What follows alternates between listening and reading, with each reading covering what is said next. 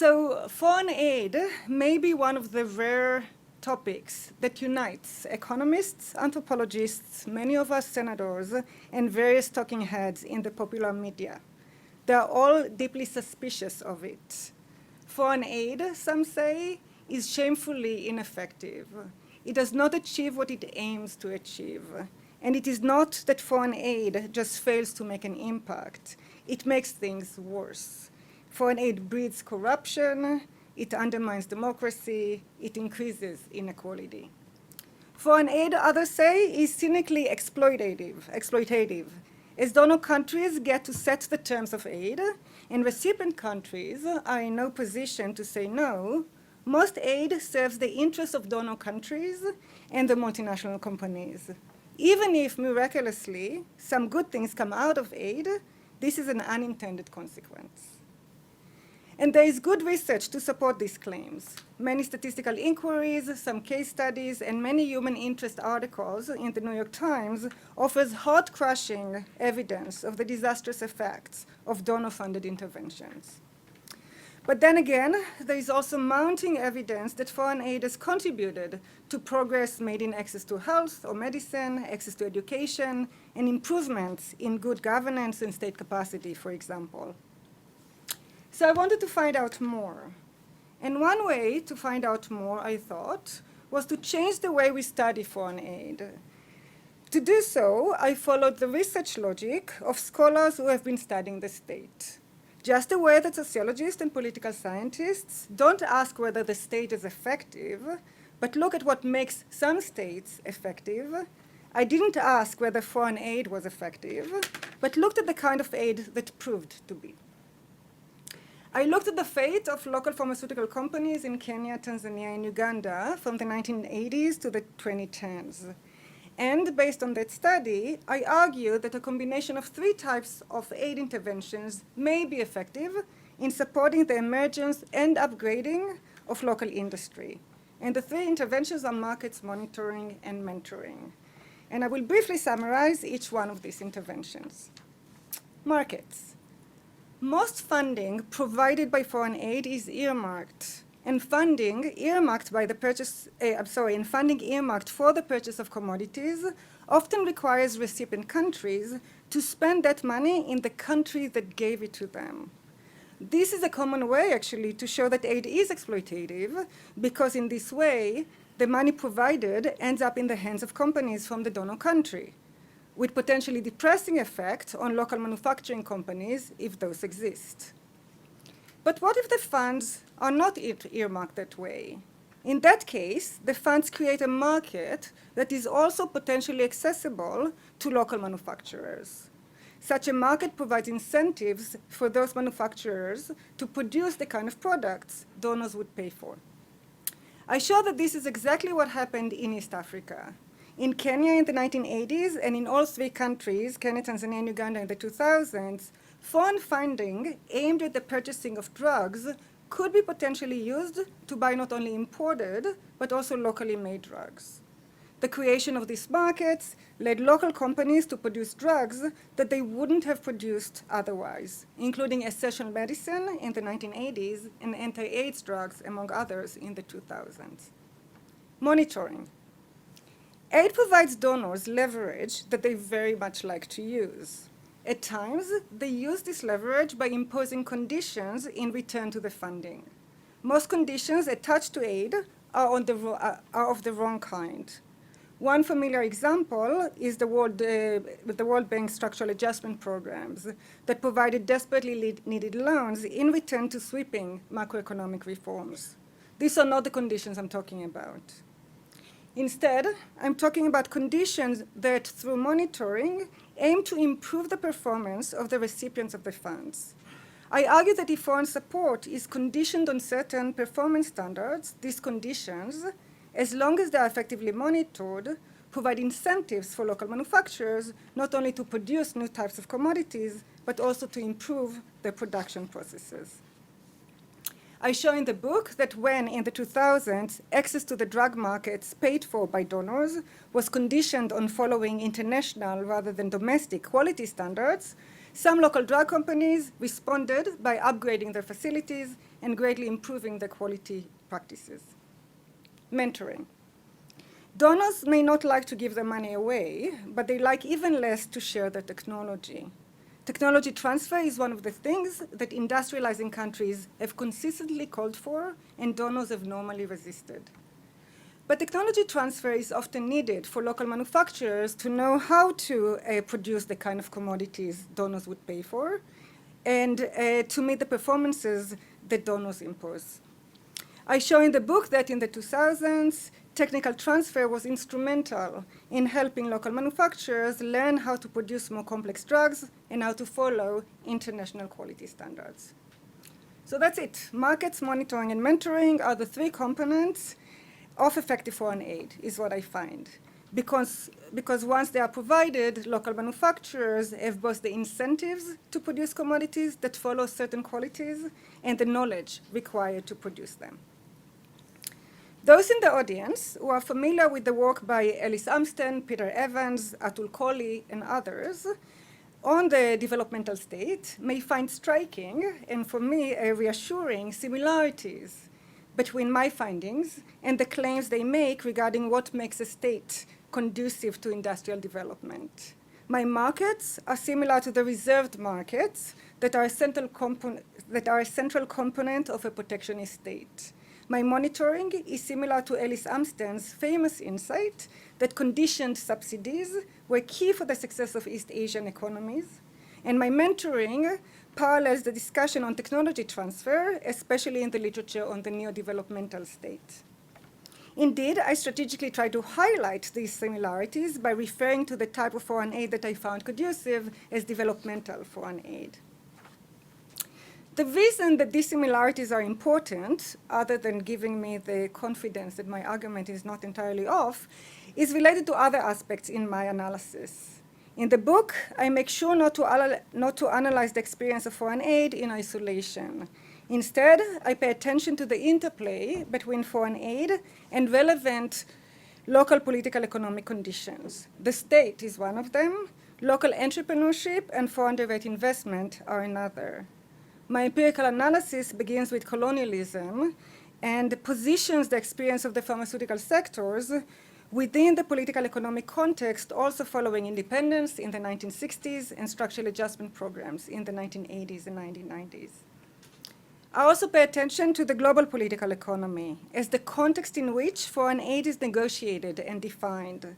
Foreign support of local pharmaceutical production in the 1980s is provided at a time that industrializing countries are calling for a new international economic order and are particularly upset at the abuse they experience in the hands of multinational pharmaceutical companies, which had been selling them for a while now overpriced and otherwise inappropriate drugs.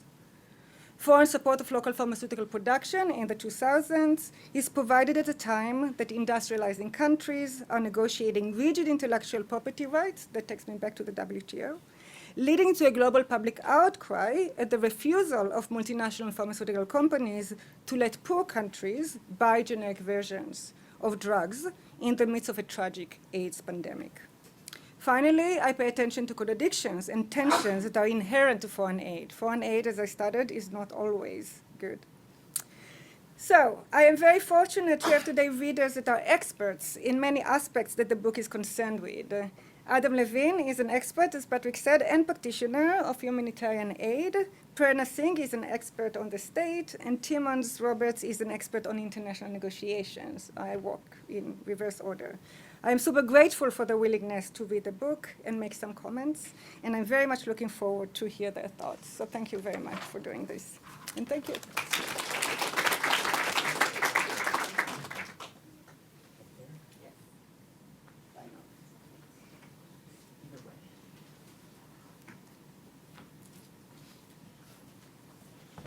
Thank you, Patrick. Thank you, Nitsan. This is really low for me. So I will now rise up. I feel like evangelical preachers. Did you all know that this did this? Yeah, it's great. So I'm Timmons Roberts. I started looking at foreign aid in the 2000s. I was at the College of William and Mary. I had a student do a senior thesis about foreign aid and whether it was increasingly responding to climate change and other environmental issues. And in the process of trying to advise that student, it was an interdisciplinary committee with a political scientist and an economist. We realized that there was no good information, that the amount of data was terrible, and we started a whole project which was originally called PLAD, or Project Level Aid, where we tried to collect every project in the world from every donor to every recipient country. This was Brad Parks's senior thesis. He then went on to LSE, London School of Economics, and he ended up being the leading person on what's now called aid data. So you can still go on aid data and search every project that they have been able to find. This is also with William and Mary and a group called Development Gateway. So I guess I'm here because I learned a lot in that process about foreign aid. And the first thing I learned is that there's hardly any sociology of foreign aid, which is shocking to me, because we have a whole area of sociology development, an area of world systems theory, and on, but hardly anybody writes about aid. So we've sort of left the field to economists and public policy people and development practitioners, and I think that's been quite a loss. And Nitsan Chorev's book is an extraordinary piece of sociology. I think it's a great contribution of providing a sort of comparative historical approach, looking at these three countries of Kenya, Tanzania, and Uganda, and with those three cases really teaching us a lot. In fact, it's not just three cases, it's really 6 cases, because she compares each of those countries in the 80s and 90s versus in the 2000s. And then she actually sneaks in a 7th case, which is this one firm in Uganda, which got very special treatment and attention from its government. So it's kind of a comparative historical use of these 3 countries in 7 cases. The amount of fieldwork is extraordinary. She did interviews in India, China. Why India and China? Well, those are the places where a lot of these pharmaceutical companies were Indian entrepreneurs, and this is really, I think India really belongs in the title of this book, because India plays such an important role. In South Africa, in Kenya, Tanzania, and Uganda, and a couple hundred in those countries. She worked in Switzerland, Austria, Germany, and did archival research as well. I mean, it's a stunning piece of field research, and I think it's, she thanks in the acknowledgments the Watson and Sociology and Brown and so on, but it's an extraordinary piece of work, and I don't know how you did it all, really. I mean, to span the globe and do all that work. But most what's interesting to me is that by leaving the field of the sociology of aid to economists, there's been really a lot of what I think are kind of the wrong questions have been asked. For example, Bill Easterly argued that aid is not effective in driving economic growth. Well, in some ways, that's really the wrong question, because aid is not just about economic growth. It's really about addressing human needs, and especially in places and in times of crisis. But sometimes it can drive economic growth, and it should. But I think Easterly's comments, and the ones that Nitsan mentioned right at the beginning, have led to this profound cynicism in the United States about foreign aid. And it's almost global. And I'm often shocked when I talk to the younger generation just on how little faith there is in foreign aid. And so I think this book is a really an important antidote. I say she's a real sociologist. She's also a sociologist in really paying attention to the state, in paying attention to culture and the role of these different cultural groups, the entrepreneurial middlemen, to use the gendered term, from largely India. But she says it's not just that they're from India, or it wouldn't matter if they were from somewhere else. It's rather the position that they're in structurally. That is, they're migrants that have been isolated culturally in their countries where they've arrived. She describes these ways that they're able to enforce sort of solidarity within this group, and an exchange of labor, ideas, and then connections back to the home country where there's a booming pharmaceutical industry. So it's extremely, so she's using all this sociology of migration as well, which is really a nuanced, exciting argument to see brought into the issues of foreign aid, and why it works. So this is, she says it's about markets, these interesting stories in here about ration kits. about how each of these aid agencies wanted to make sure that the medical products were getting to these rural villages in the countries. And so they created these sealed box kits that had all the medicines, and they were shipped directly. And the key issues were whether locally produced medicines could get into those kits. If they could, then there was a market for their product, and the aid agencies were effectively creating markets. I never thought of aid agencies creating markets and working with governments. Anyway, it's extremely important. The issue of monitoring and quality is important, and you don't hear that much from sociologists, unfortunately, maybe some economic sociologists, but a really important part of quality control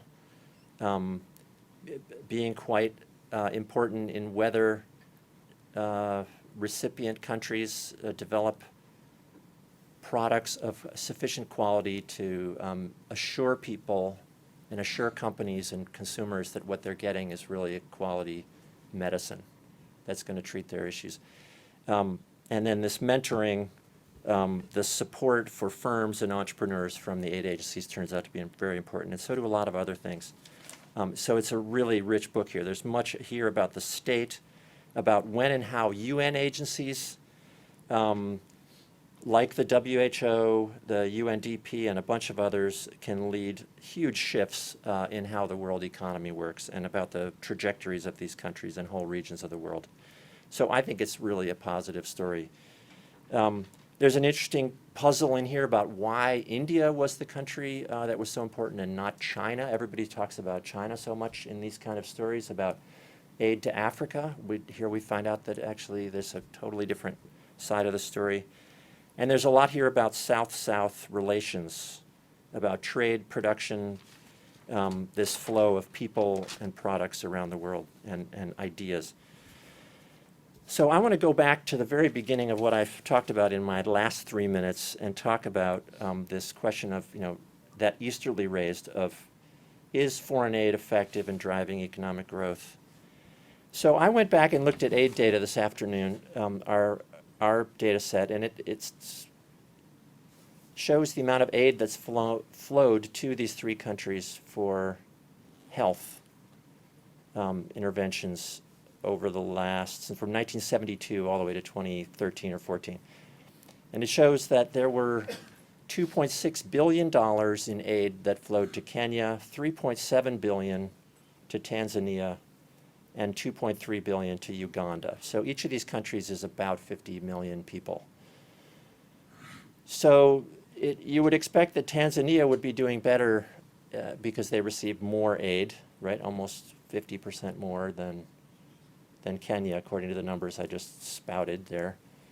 But the story, the punchline, maybe one of my co-panelists are going to talk about the sort of punchline, but Kenya does much better in this story, especially historically, and then much later, in the later years, Tanzania does better, and then Uganda has some surprising good outcomes at the very end, but not very many. There are thousands of projects that are in this aid data database that represent this flow of funding that Nitsan has documented. 1,500 projects to Kenya, 2,000 projects to Tanzania, and 1,700 projects to Uganda from about 38 to 40 donors. So this is a story of an extraordinary intervention globally, that there was a lot of aid flowed from a lot of different donors. There's interesting stories in her book also about which donors, about USAID versus the German GTZ agency. This kind of issue matters. Who were the agencies that were doing it? But to me, one of the important things I found from your story was how strategic the WTO bureaucrats were in strategizing on what might work to create these markets, to create the systems of monitoring, and to provide the mentoring and make sure that these aid agencies were coordinated enough to make these 1,500 projects, 2,000 projects, and 1,700 projects worth a total of about $8 billion actually matter in these countries. And Nitsan, I think they should hire Nitsan as their publicist because these are the stories that aren't being told and I think need to be told. So thank you for telling the story.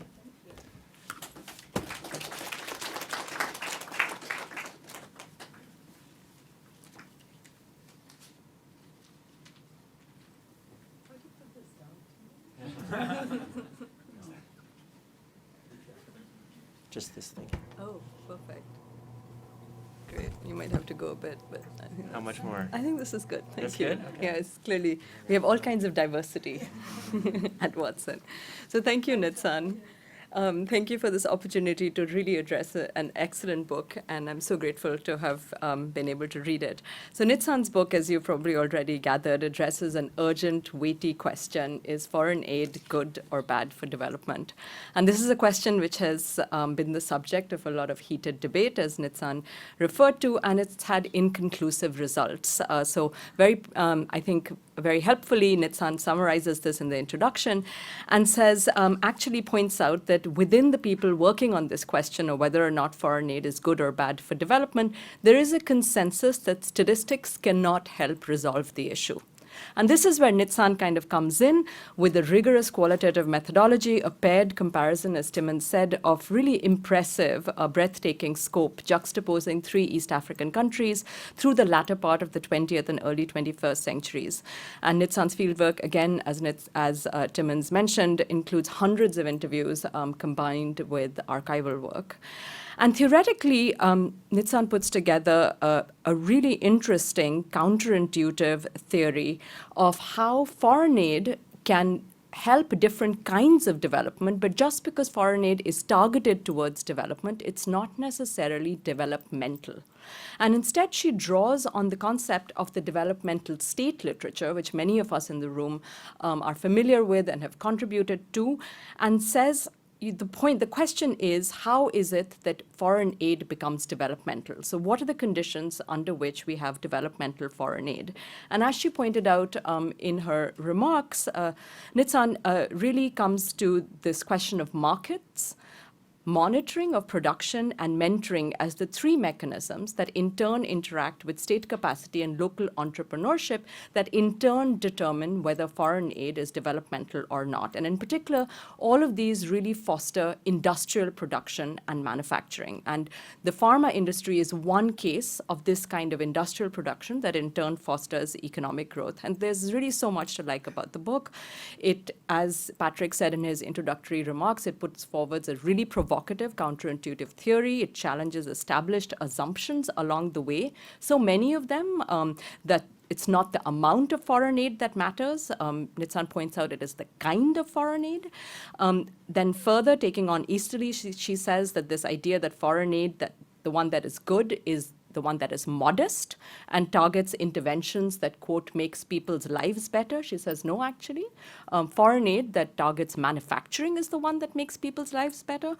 And finally, that foreign aid is not just imposed on recipient countries of the global south, but that these countries actually play an active role in negotiating the kind of aid that they receive. And so these are just kind of like, by the way, I think quite important assumptions that you challenge and that I really enjoyed. So the book stands strong. It's an urgent moral question, a counterintuitive, thought-provoking answer, persuasive evidence, and it reads easily and elegantly. So there's really nothing in the book that I would change, except one thing. It's a typo, and it's a really important one, and it's on page 36. Gandhi is Gandhi. Sorry, this is just something I feel very strongly about because it reflects a mispronunciation in America of not just one but 2 figures. So Gandhi, Indira Gandhi, is referred to on page 26, and the spelling is G-H-A-N-D-I, which it's not. So it's not Gandhi, it's Gandhi. The A precedes the N-D. And in a kind of a silly thing that happened in Indian politics, Indira Gandhi, who Nitsan refers to in her excellent chapter 2, happened to marry a guy called Feroz Gandhi, who she then swiftly separated from, but decided to keep his name. So she becomes Indira Gandhi. She's actually Indira Nehru. But of course, there's also Mahatma Gandhi, who's the father of the nation. And so when you misspell Gandhi, which is not you, it's really copy editors across important university presses, such as Princeton and Cambridge, they misspell 2 key figures in Indian politics. And I go off on this tangent because we have 2 descendants of Mahatma Gandhi here at the Watson Institute, so I'll leave it at that. But Returning to the book, I have 4 comments on your theory, and they really are questions of thinking with your theory for us and for you as you kind of engage with the afterlife of this book and subsequent research. So 4 points on the theory, and I'll just end with the provocation of my own. So the first point that I had was, the 3 M's, the markets, the mentoring, the monitoring, the mentoring, interact in Nitsan's account with local conditions, and in particular with pre-existing state capacity and with local entrepreneurship, the availability and the competence of local entrepreneurs. And so I would love to hear a little bit more on what explains each of these 2 conditions and what is the potential relationship between the 2. So what explains state capacity, in particular the capacity to work effectively with foreign aid for industrial production? You mentioned, but don't really talk in the theory about differences in regime types. But is it possible that variations in political regimes, which do figure on your empirics, are important in terms of the kinds of capable states that you have or don't? And I think this is important because one thing that is implicit in the developmental state literature, particularly if you read someone like Atul Kohli's account, is that these states were not democracies when they became developmental.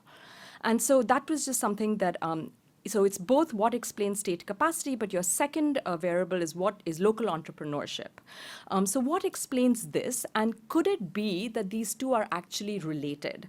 So again, if we look at the developmental state literature, for instance, Peter Evans in Embedded Autonomy, the developmental capacity of the state comes from the embeddedness of the state, a partnership, critics might say a collusion between business and the state. And this is part of the developmental state theory.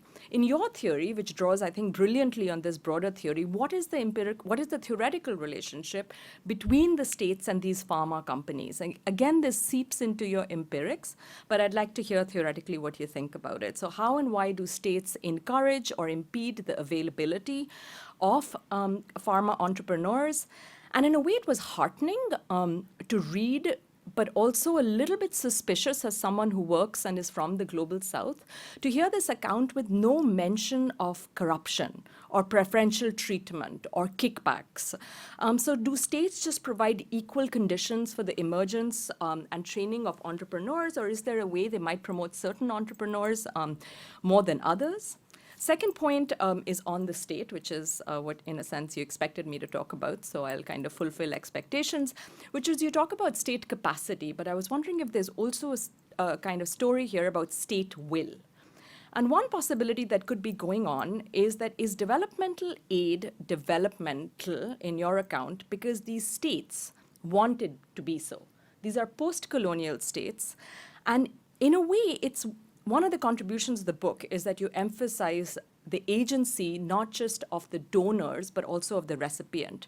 So it is a sophistication of your own theory that in a way throws up this question, which is what role do the receiving states' priorities play? And so again, I know relatively little about East Africa, a little bit more about India. And in India, the emphasis on industrial production, on manufacturing, was a very important component of a post-colonial modernization vision of self-sufficiency. And so in a sense, you can imagine that, this is what these states wanted. This is what they campaigned for. This is what they pushed foreign donors for. And once they got the aid, this is what they wanted to work. So in a sense, it's a kind of self-interested story of these states having the will as much as they have the capacity. So I was wondering if you could talk a little about that.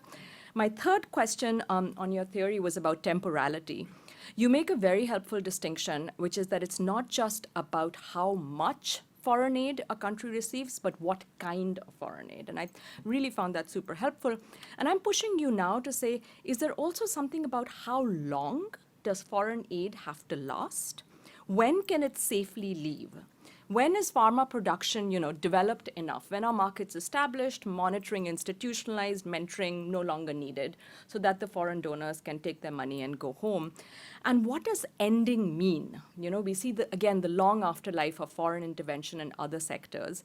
And so does ending mean that the volume of foreign aid decreases? So maybe here you then return to this question of how much of foreign aid matters, or does foreign aid for pharma just stop, or does it go into other sectors? But I just thought that this was an opportunity to kind of just hear a little bit more. Third, I wanted to ask you about how much of foreign aid giving and taking, to use the language of your title, which is an excellent title and a beautiful cover. So how much of foreign aid giving and taking is your theory explaining? So I'm convinced by your justification of why you should focus on the pharma sector in these countries, but it would be helpful to know how pharma aid fits in the overall context of the amount of foreign aid that is being given and received. So in terms of how much foreign aid of the giving it's explaining, we get little bits of information on this at various points through the book. But it would have been great in future work, it would be great to see like a pie chart on which we have like total international foreign aid and how much of that like goes to different things. And so, because in your theory, pharma production leads to industrial growth, which then leads to economic growth. So even a pie chart that says, look, this much of foreign aid goes to economic growth. And so of course I tried to kind of dig this up and do a little myself. And I was stunned to see a pie chart which was just US giving in 2008, in which economic growth was just 5% of the total amount of foreign aid that the US gives. It just said economic growth. That was the label that was used. So and I can send, I was going to put it up, but then the whole screen just kind of dominates the room forever and ever. But the lion's share just went to peace and security, to health, and to humanitarian assistance, which together accounted for 70%. So this is just US foreign aid in 2018. But the fact that economic growth is such a tiny proportion of giving, I just thought, that I just would like to hear a little bit more about it. The kind of mirror image of that is how much of foreign aid taking is your theory explaining. And here, it would have been helpful to see that when Uganda, Kenya, Tanzania, when they receive foreign aid for pharma production, what proportion of the total foreign aid that they are receiving is this? So what are the other things for which they're receiving aid? Is the pharma sector the only sector for which they're receiving aid, or is it part of a bundle of packages for industrial production? Or are they receiving a ton of money also for humanitarian assistance? And again, so this is just an opportunity for kind of further theorizing opened up by your book. And my first point about putting foreign aid on pharma production as a share of overall foreign giving is really about context and not a criticism, because in a sense, your theory is explaining more than pharma production. You are saying, especially in the concluding chapter, that you're explaining aid in support of other manufacturing sectors that can foster economic development, but also potentially the provision of commodities and services, including for welfare and humanitarian assistance. And this was my final point on your theory, which is I would just love to see you develop this generalizability of your theory of developmental aid a little bit further. So you say that the way in which foreign aid can be developmental for humanitarian aid is if it is through the same mechanisms, markets, monitors. But then you say, the way that this would work is that you would give the aid conditional on performance. So you perform well, and then we'll give you more. That would be the way the mechanisms would work for humanitarian aid. But as you yourself acknowledge, that might mean that foreign aid abandons exactly those that need it the most. And so, how do you kind of come around this conundrum? I'd like to hear a little bit more about that. And again, I ask this more than anything else as a request, because one of my slight grudges against the developmental state literature has been that it equates development with economic development. And so as someone who works more on questions of social development, the fact that the term developmental state refers to a kind of push purely and entirely for economic growth, I would hate for your theory of developmental foreign aid to fall into the same trap. And finally, I just want to end with a provocation, which is that your ability to generalize your theory of developmental foreign aid, I think, is important because it has implications for what you think we should take away from your book. Because one possible takeaway from your book is that developmental aid should be targeted towards economic development and less towards what people want to target it towards, which is social welfare, humanitarian assistance, and the promotion of peace. But this is something you don't come down on and say, and I think that you have control over what people take away from your book, and I think answering the generalizability question also allows us to get at whether this should be or not be a policy implication that we should take away. But thank you so much for the opportunity to engage with your book.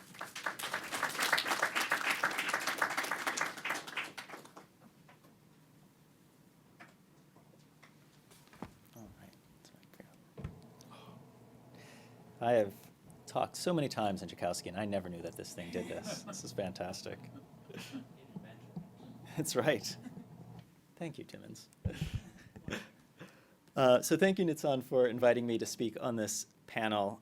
When Nitsan first invited me to speak about her book, I said, are you sure you have the right person here? Because I don't focus on development in general. I focus on humanitarian response mostly in terms of my work and my research.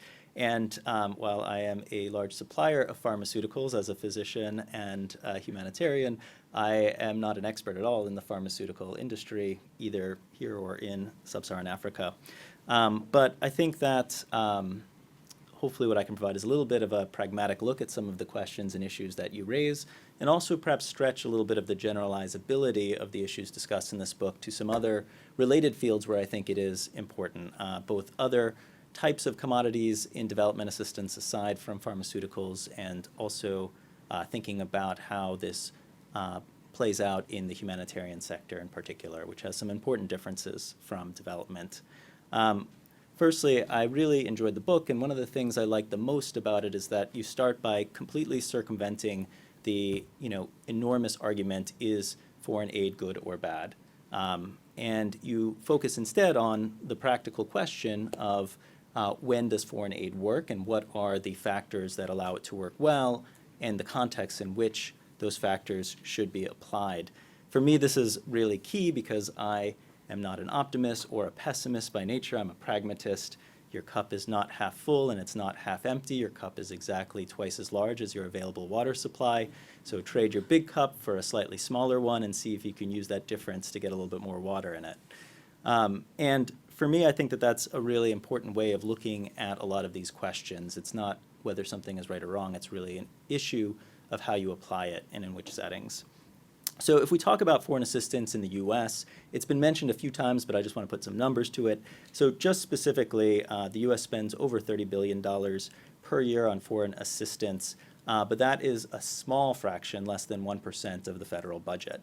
If you do surveys of Americans, consistently they show that Americans think the U.S. spends way too much on foreign aid, but when you ask them what the right amount is, they say 10%, which is 10 times as much as we spend on foreign aid.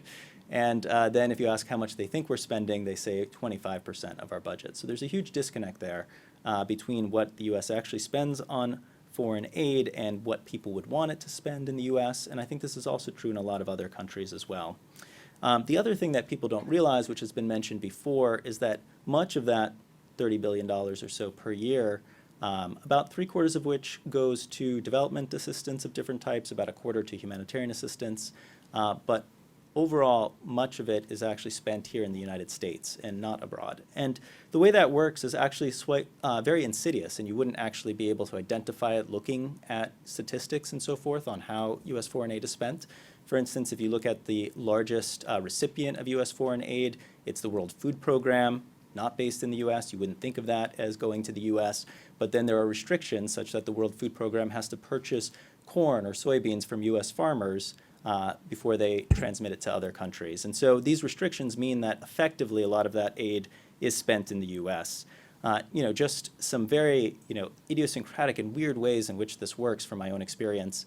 A local example here, many people don't know this, but the second largest international export from the state of Rhode Island, does anyone know what it is?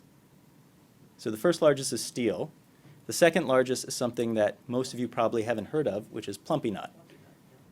Incredibly, plumpy nut. What is plumpy nut? Plumpy nut is a treatment for malnutrition, and it's actually manufactured in Warwick by a company called Adhesia, which is founded by a Brown alum, Maria Kasparian. She's coming to speak next week for anyone who's interested to hear about the work that they do. But if you do a tour of their factory, which I highly recommend, it's really fascinating the work that they do to produce this peanut butter-based paste that is used to treat malnutrition all over the world. They have to keep their peanuts separated into different supply chains, because when they make plumpy nut that's going to be purchased with US dollars, they have to put US peanuts in it. And when they make plumpy nut that's being sold to European agencies, for instance, or other agencies around the world, then they can use peanuts from other parts of the world. And so they have two separate streams of peanuts going into their plumpy nut, depending on who the donor is. When I fly internationally on U.S. donor funding. I have to fly on U.S. airlines because of something called the Fly America Act. So much of this foreign aid is spent on plane tickets that have to be purchased on U.S. airlines. And so there's hundreds of other examples of insidious ways in which this funding is spent in the U.S. And what does that do? I mean, as is explained in the book, that undermines local economies and local development. And even if the purpose of the aid is not economic development per se, but meeting certain human needs, wouldn't it also be great if it helped with economic development? But beyond that, there's a couple examples that I'll give in just a second about why, even from a practical or effectiveness-based perspective, having local capacity is actually really important to ensure adequate delivery of aid to populations. So the book specifically focuses on development assistance, but I'm going to draw some parallels to other aspects. And I think one of the interesting things that I would ask as well is how much you've thought about how the principles in this book, the 3 M's that you mentioned, monitoring, markets, and mentoring, how they can apply to other aspects of foreign assistance beyond the pharmaceutical sector. And also, thinking a little bit more perhaps about how they can apply to the humanitarian sector as well, which is a different area of foreign assistance. So I do actually think that much of the ideas behind markets, mentorship, and monitoring can apply in other aspects of foreign assistance. And some of the important things that you talk about in the book about building local capacity and not bypassing the state, at least completely, I think also hold in other sectors, even in the humanitarian sector, where sometimes we have a breakdown of certain functions of the state. But you might need some more flexibility in some of these settings when you think about it. So just 2 examples from my own experience, one in a different area of development outside the pharmaceutical sector. This is actually in human resource development. I worked for a number of years on a very large project, the Rwanda Human Resources for Health program, which was a massive $150 million program funded largely by the U.S. government and the Global Fund over 7 years to build up a health workforce capacity in the country of Rwanda. This program, I think, is important because while we think a lot about foreign assistance in terms of stuff, in terms of food, in terms of drugs, in terms of maybe even building roads or hospitals or dams, I think one of the most important things that often gets overlooked is human capacity, and to what extent can foreign assistance build up the technical skills of local individuals. When we talk about healthcare, I always say that health systems are human systems. You can have the biggest, most beautiful hospitals, you can have the most advanced equipment, and you can have all of the most expensive drugs, but without physicians and nurses and pharmacists and x-ray techs to actually utilize those, none of it will improve the health of the population. And so this program specifically was focused on that, improving health capacity, and did it in a way that was very focused on this idea of mentorship. So it paired probably about 10 universities in the US, including Brown University, with the government of Rwanda, to build up more than 24 training programs for doctors, nurses, pharmacists, dentists, and health managers in a variety of specialties. The focus on mentorship was not simply about U.S. Faculty or U.S. teachers coming over and training Rwandans, but really about building up training programs. And so there are an entire, literatures of technical capacity around how you train health workers and the types of systems that you need in place in order to provide proper training and develop training programs that will last for health workers. And so a lot of that technical transfer was really about the technical aspects of how you develop these training programs. And I think that mentorship was quite successful in many ways. These programs actually were built. They trained thousands of health workers, and for the most part, they ended up being sustainable. Those programs are continuing now, even after the funding was cut abruptly, actually, in 2017 by the Trump administration. But the actual training programs that were created still continue and still continue to put out trainees. One of the things that I think the program failed to do recently, actually, just in the past week, a National Academy of Sciences paper came out talking about this program, and one of the things they emphasize is the lack of monitoring. And in fact, the donor, the U.S. government, failed to actually build in any funds into the program for monitoring and evaluation. And I think that is a huge problem in foreign assistance in general, in that we want the money to go to stuff, to needs, and we don't want the money to go to actually monitoring and evaluating whether those needs are getting met, whether the aid is effective. And as a result of that, we don't actually help the local capacity building for monitoring and evaluation occur. And so there was a huge misstep here where the Rwandan government could have been built up in terms of its capacity to monitor its educational system and its health workforce educational system, but it didn't happen. And then finally, I think the issue of markets is a really important one. When we talk about health workers, markets mean who are going to hire these health workers after they graduate for this program. Luckily, the Rwandan government right now still has the capacity to absorb the trainees coming out, but if there's a failure to be able to do that as more trainees come out, if that overwhelms the state's capacity to hire them, there's going to be brain drain to other countries, and then you won't have the effectiveness that you would have hoped to inside the country. The other example I just want to give from the humanitarian sector is really thinking again about the issues around foreign assistance in the humanitarian sector, and especially the importance of local capacity building in the sector.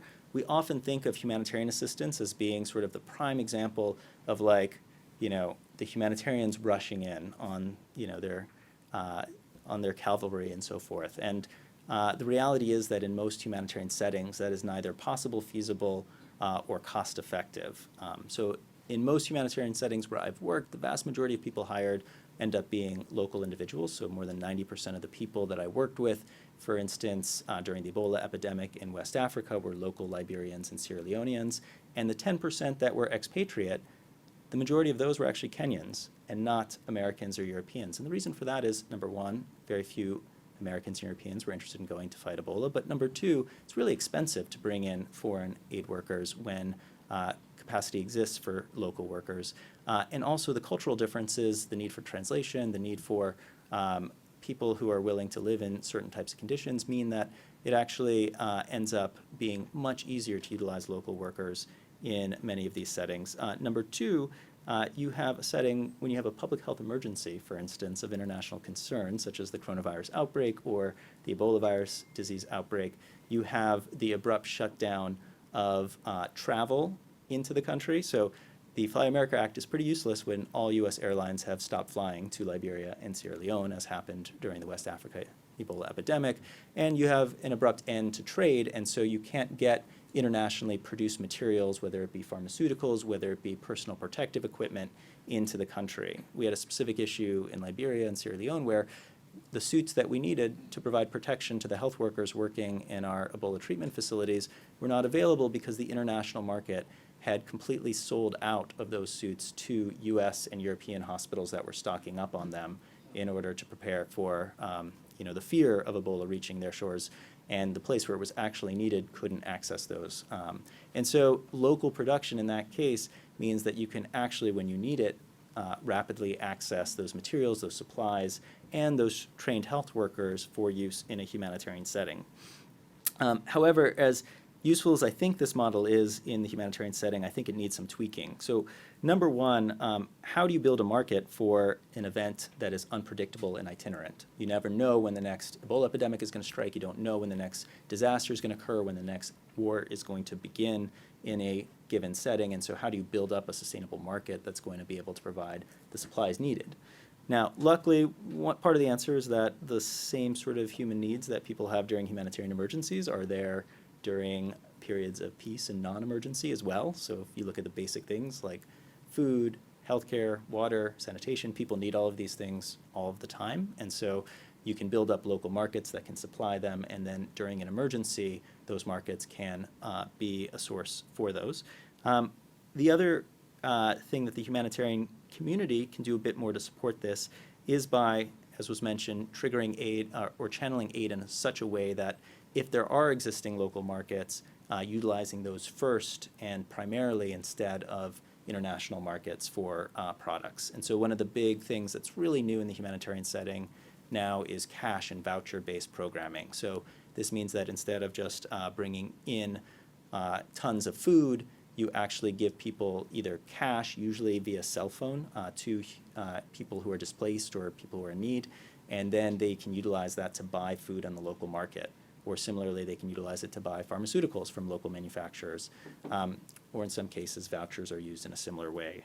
This is growing in popularity and is a way that you can sort of take that marketing aspect and put it into the humanitarian setting. I think mentorship is also important, and I think that when it comes to mentorship, it brings in another issue that I think is important in the humanitarian setting that's a little bit different from the development setting, which is one of regionalization. And so you sort of make this contrast in the book between the international market and the local market, but what about the regional market? And so in many ways, I think it's not ever going to be useful for most countries in the world to build up all of the human capacity that they would need to be able to respond to a major disaster. It's just a waste of resources because the likelihood of that disaster is small. Similarly, it's a waste for them to stockpile the huge amounts of medications, vaccinations, supplies that they would need in the setting of an emergency.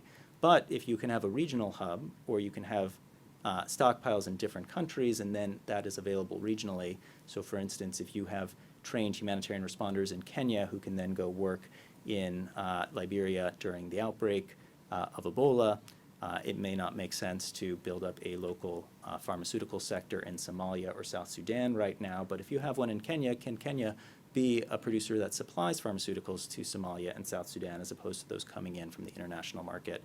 And what sort of systems need to be in place to allow that to happen in the humanitarian setting, but also maybe in the development setting as well? And then finally, the monitoring piece I think is important, but I also want to push back a little bit on it in the sense that the examples that you gave in the book were really sort of great examples of how implementation of technical standards at the local level and at the international level improved the quality of the product that was being produced. And I think that is very true in the context of the book that you're talking about.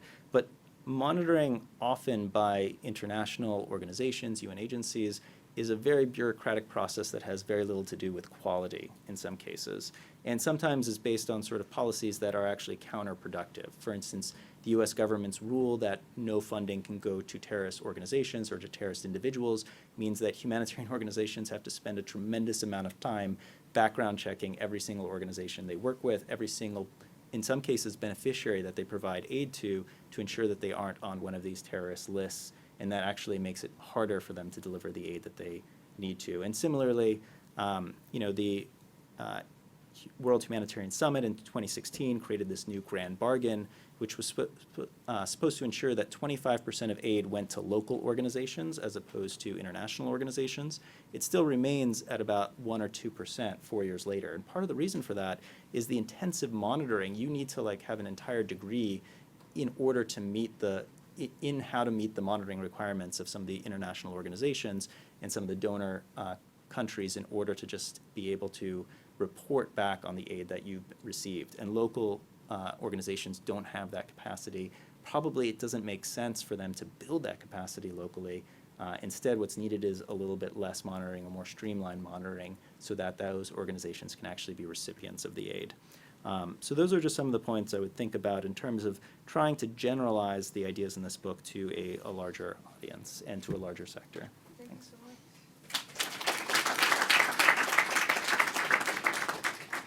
So, Nitsan, you've gotten some great comments and questions, and you could take a few minutes to respond, or we could open it up, and then you can respond in general. It's entirely up to you. Let me take a few minutes to just choose one comment from each one of you and respond back, because I can spend the next 30 minutes responding, but I don't want to do that. So thank you very much for this. This is really useful. I should have talked with you before the book is out, obviously. Just one thing about Timmons. I will talk with you about the extent to which I take culture into consideration later. But you mentioned the data about aid, and you said, well, Kenya was doing better. And I'm not sure entirely how you measured it, but I do want to say, just as a general information, that in regard not to local pharmaceutical production, but access to treatment for those who need treatment that are HIV/AIDS positive. In 2003, in Kenya, around 8% of those who needed treatment received treatment. In Tanzania, in 2003, it was less than 1%. In 2016 or so, in both countries, rate of treatment is more than 60%. So looking at the starting point, and assuming I don't remember the numbers of how much Tanzania got for this particular goal compared to Kenya, foreign aid does matter and helps in some way to catch up, possibly. So this is just a comment. Prerna, I do want to address the issue of where does the state come from and where does entrepreneurship come from, and particularly for those who are interested in the question of the developmental state, the embeddedness, right, the relationship between the state and local entrepreneurship.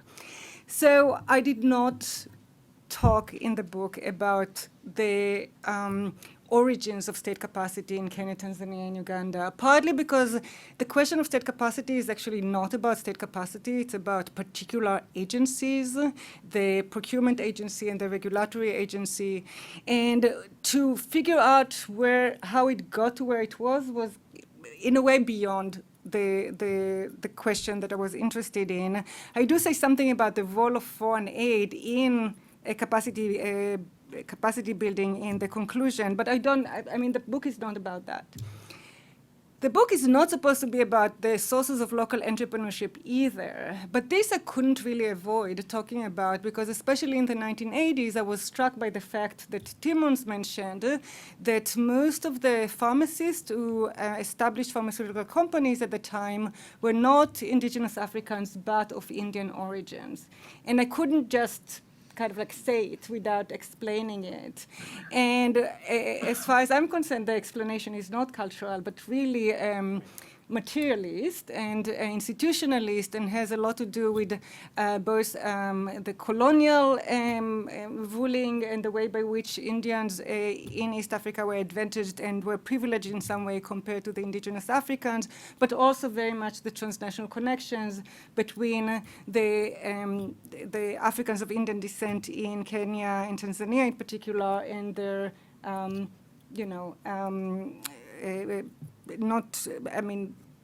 sometimes relatives, sometimes friends, sometimes colleagues, sometimes just traders from back in India at the time in the 1980s that the Indian pharmaceutical sector really flourished. So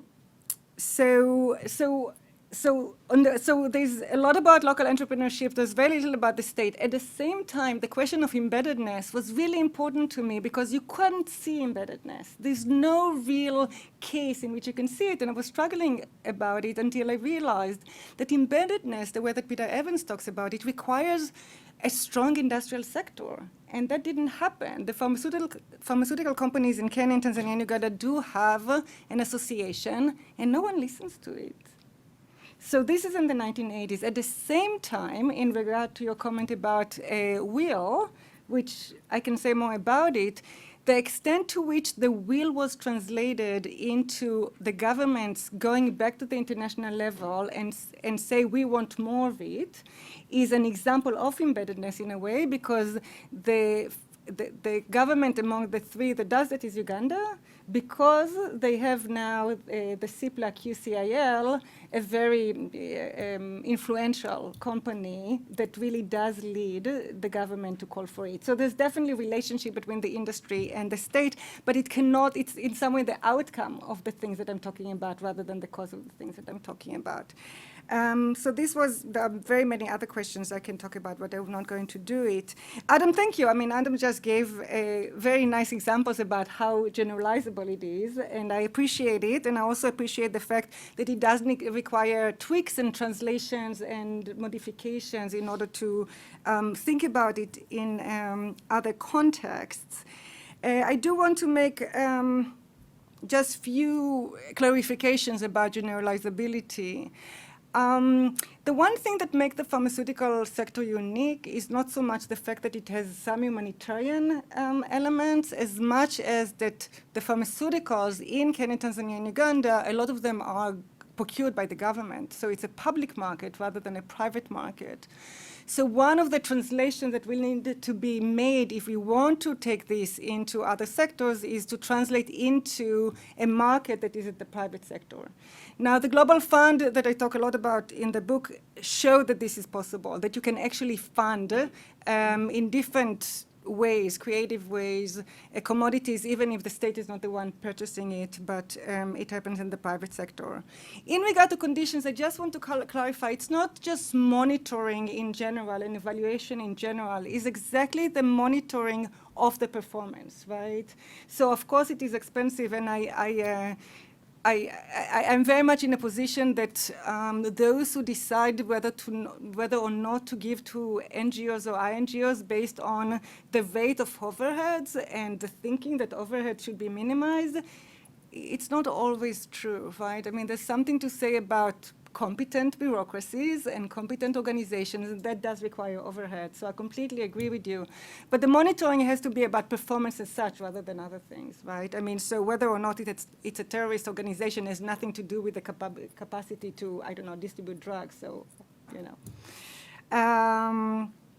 And that's it, I think. I will be happy to take questions. And thank you again. It was lovely. Thank you.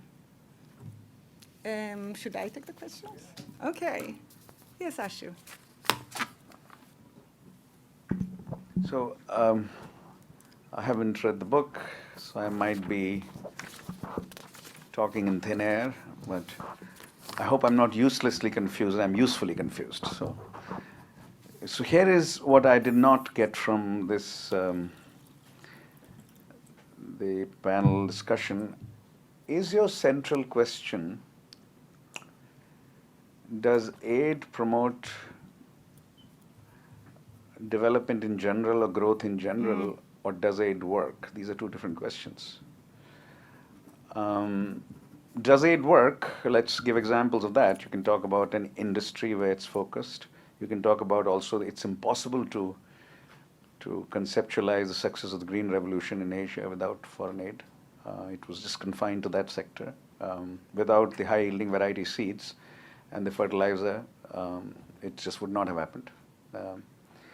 You can also talk about how insecticide-impregnated malaria nets funded by the Global Fund and produced by a company on whose board once I worked for 4 years, based in Switzerland, how that worked very well in controlling malaria. But that question, where these are examples of where foreign aid worked clearly. These are more or less micro questions. When the question about whether it promotes economic development in general or growth in general, you will have to bring in macro issues there. And here is the argument going back to the original debate on foreign aid, which resurfaced in the form of Easterly versus Sachs, but in a certain way.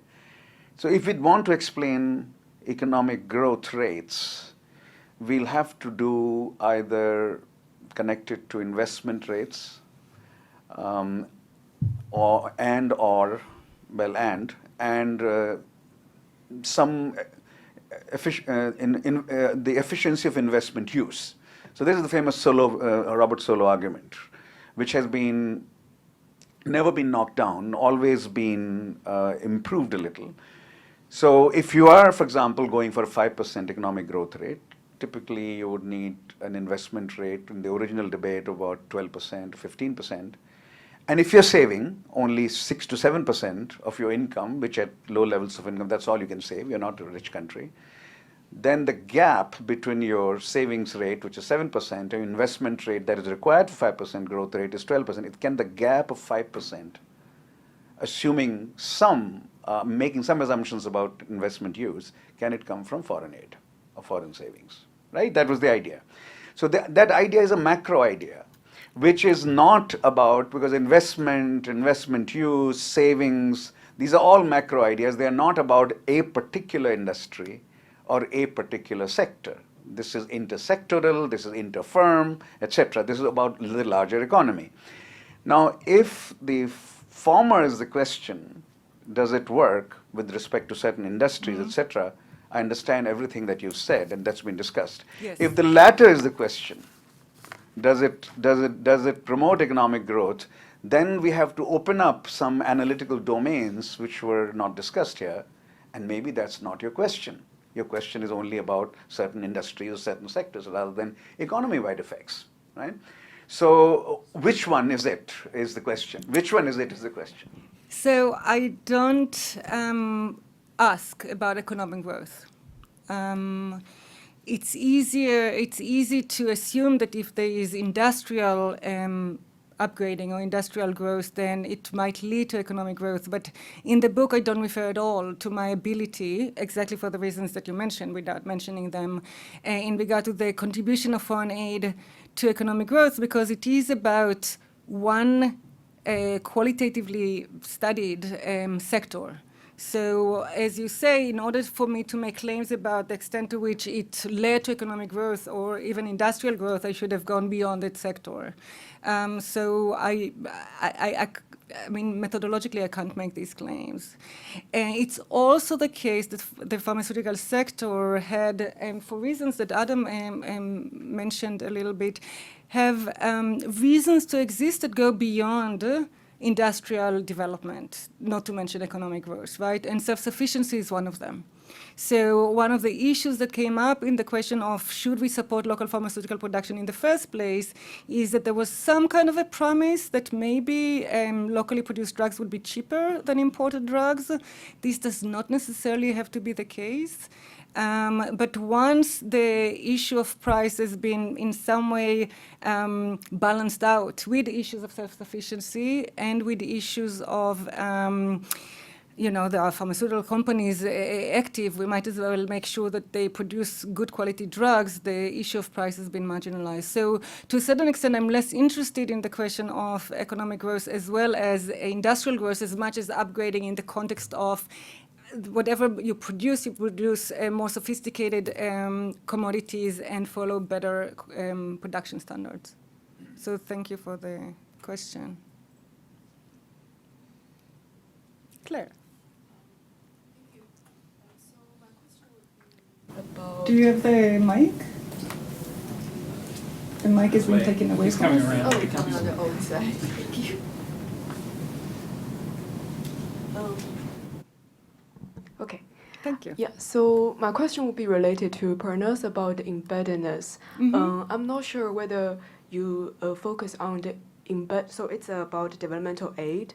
So did you make an explicit argument on how aid agency is embedded in the entrepreneurship network? Because from part of the readings I did in the book, the network is more on how the entrepreneurships are connected transnationally, but less about how the network between entrepreneurships and the aid agencies are connected. But maybe it's an implicit argument among the three mechanisms that you talk about, like market monitoring and mentoring. So I don't know if embeddedness is something in your mind in making an argument. So thank you, and it goes back obviously to Prerna's comments. So when I compared my findings about foreign aid to the literature on the developmental state, even the introduction today I talked about reserved markets and about conditioned and about technology transfer. I did not talk about the relationship between the state and civil society. And in some way you are right that by borrowing this term from the developmental state, I should have also have explicit position on that question. And it goes particularly to the issue of mentoring. So two ways of thinking about it. One, to the extent that you can borrow the issue of embeddedness to this question, it might be not so much vis-a-vis the local producers as much possibly vis-a-vis the recipient countries, right? The extent to which foreign aid is developed and formulated not by donor countries deciding what's good for developing countries or for recipient countries, by through conversations. And in the book I try to talk about in terms of, I call it bargaining in the shadow of power, and I try to claim in some way, echoing my argument in the book on the World Health Organization, that recipient countries are not passive recipients, and they actually, it's through conflicts and through negotiations that some foreign aid get negotiated and received. But it's not so much about necessarily, and goes back to the issue of will, it's not so much that necessarily recipient countries decided on their own that what they want are contributions and donations to fight AIDS that would also benefit local pharmaceutical production. It is because at this moment, with shaming multinational pharmaceutical companies in the 1980s and shaming multinational pharmaceutical companies in the 2000s, there was a momentary moment in which they could get it. They could get the donations and they could get the response in regard to local pharmaceutical production, and this is in some way why it was prioritized. So I'm not sure it falls under embeddedness, but it's an important part of my analysis. Now, the question of embeddedness with the local factories, I think it's really important, particularly to the issue of mentorship and technology transfer. And the little bit maybe sense of how does that play along with our appreciation of what in international circles we call ownership, right? I mean, who are you, a donor country, to tell us, you know, how to produce or what to produce, et cetera? And this is an important issue that that needs to be considered, right? I mean, so the embeddedness is with the local manufacturers should be part of the conversation, because technology transfer very often is of the what we call inappropriate technology rather than the appropriate technology. And without talking with the local manufacturers and without talking with the recipient states, the technology, to the extent that it is provided, might be inappropriate. So it's not in the book, but I think it's an important aspect of it that is a little bit less complicated in the context of production and more complicated when we start talking about other issues such as humanitarian aid, et cetera, as you know. So thank you.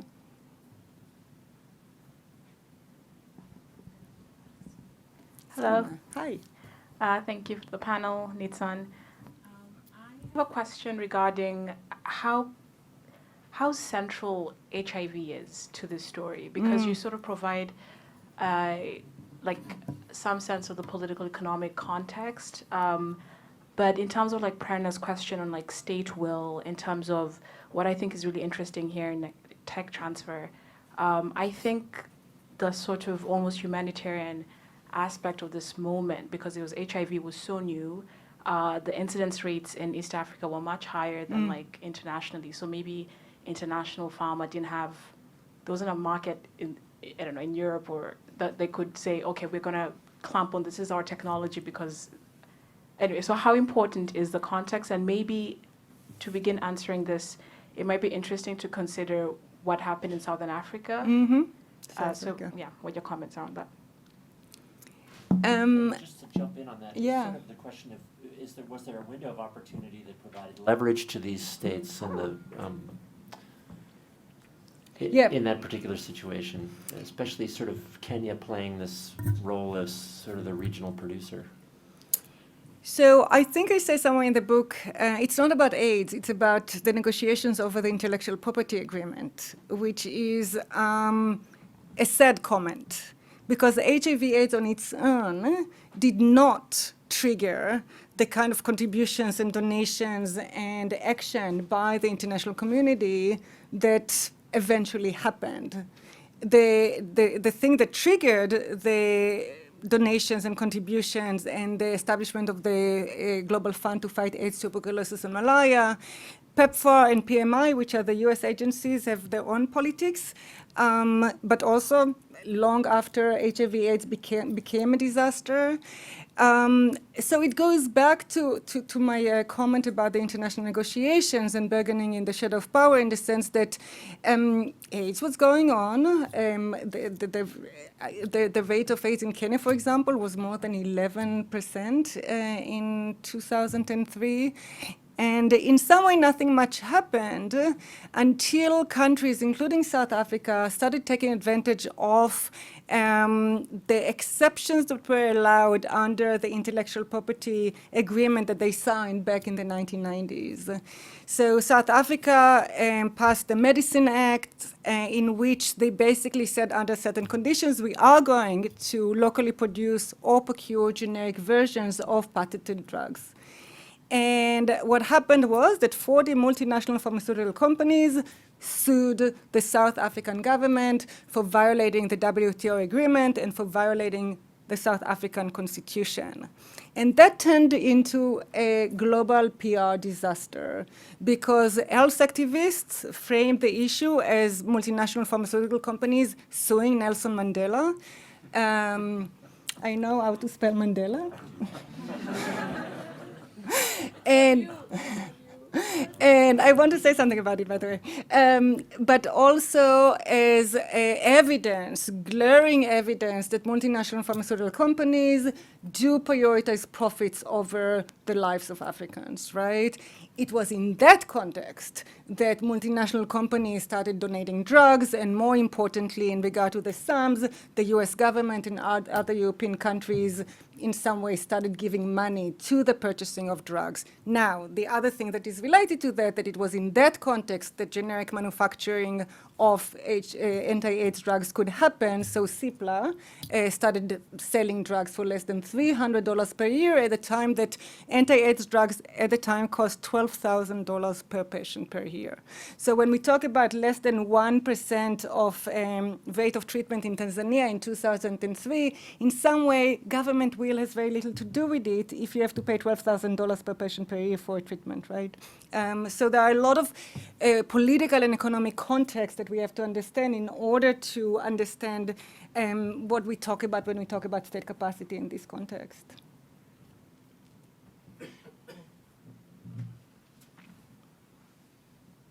More questions? I want to jump in, if I can. You can, but you need the mic.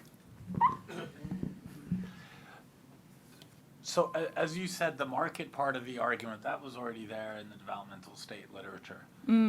I actually think the mentoring and the monitoring part of the argument is quite new. Because the developmental state literature, I mean, as Prerna pointed out, these are authoritarian states, it's incredibly top-down, it's basically macro planning, you know, with some conversations with the apex of industry representatives, et cetera. It strikes me that both monitoring and mentoring are very different in the sense that they imply the cooperation of the recipient country, right? So, you know, mentoring works if you have a willing mentee, and monitoring as opposed to surveillance or policing or top-down disciplinary enforcement implies some degree of cooperation. So I do think in a way where, forget embeddedness, but this is a kind of co-production. And it's a co-production that's really complicated because there's no technical manual, right? You have to negotiate, you have to work out concessions, you have to carve out spaces. You have to intervene in ways that continues to elicit cooperation, as you said, right? And the deal, to come back to Ashu's earlier question, I mean, this is kind of a dependency theory deal, right? It's like, we'll work together to carve out local markets against all the dominant economic theory, right? And we're doing it out of self-sufficiency to combat the history of dependency, colonialism, et cetera. And so I guess I want to ask a question about the actors themselves, because in the state developmental literature, you know, there's all these sort of Weberian presumptions about good bureaucrats, et cetera. But we know that good bureaucrats are good bureaucrats when they're not that bureaucratic, when they, you know, that there's the non-bureaucratic elements of the bureaucracy that are really the key, which is just another way of saying professionalism.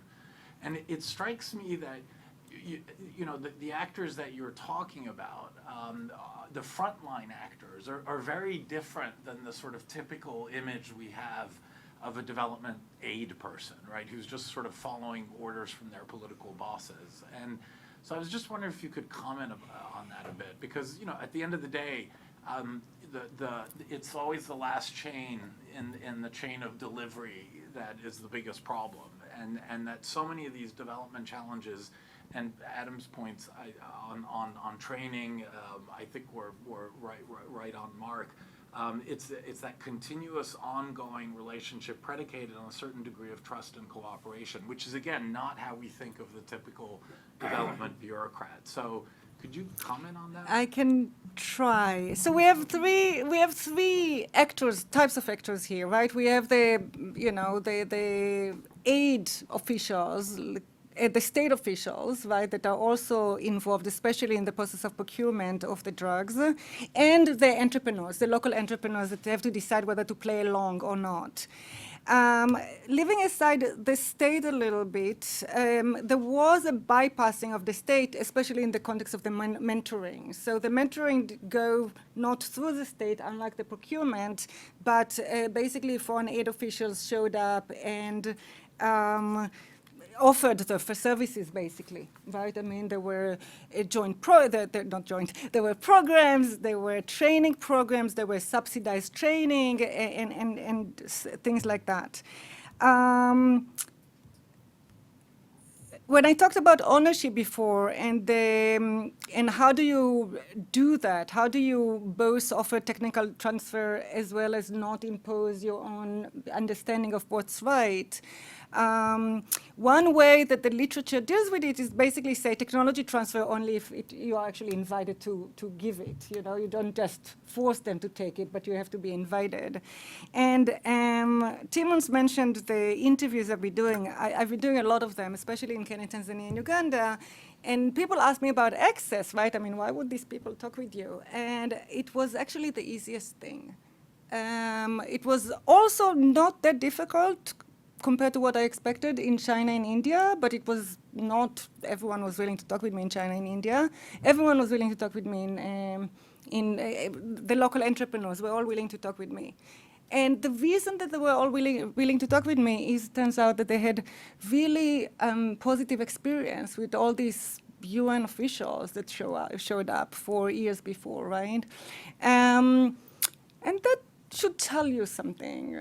I mean, especially if we believe that foreign aid is useless, and given the fact that some initiatives were useful, but other initiatives were not. So Roche, for example, which is obviously a private pharmaceutical company, went around and offered voluntary licensing. And people were kind of trashing it. Not all of them, but basically said nothing came out of it, right? So they are aware of the fact that sometimes nothing comes out of it, but sometimes some things do come out of it. And what they get out of it is basically things that they don't always can get from local inspectors or local officials, etc. So, you know, they are business people, and they want to they want to increase their profits. They wouldn't waste their time on something that is not profitable. But to go back to the issue of culture, there are also professionals. Most of them, a lot of them are pharmacists, and sometimes they are aware of the fact that they would have wanted to follow better quality standards, they just don't know how to do it, right? So that's from the point of view of them. The point of view of the officials is there are also professionals, to use your description or explanation. They actually really cared about it. For whatever reason, especially the people from the German Development Agency, it was their thing. UNIDO, which is another major actor, was funded by the German Development Agency. And I talked with several people. I mean, they somehow developed passion to the topic. And that makes a big difference, right? So I didn't, you know, kind of like try to follow why it is that they cared about it, but it made a big difference. I mean, WHO officials, when they care, they really care. And it's nice. Well, on that lovely note, I hope everyone will join us for a reception, and the give and take will continue, hopefully. And Nitsan and the panelists, thank you very much. That was fantastic.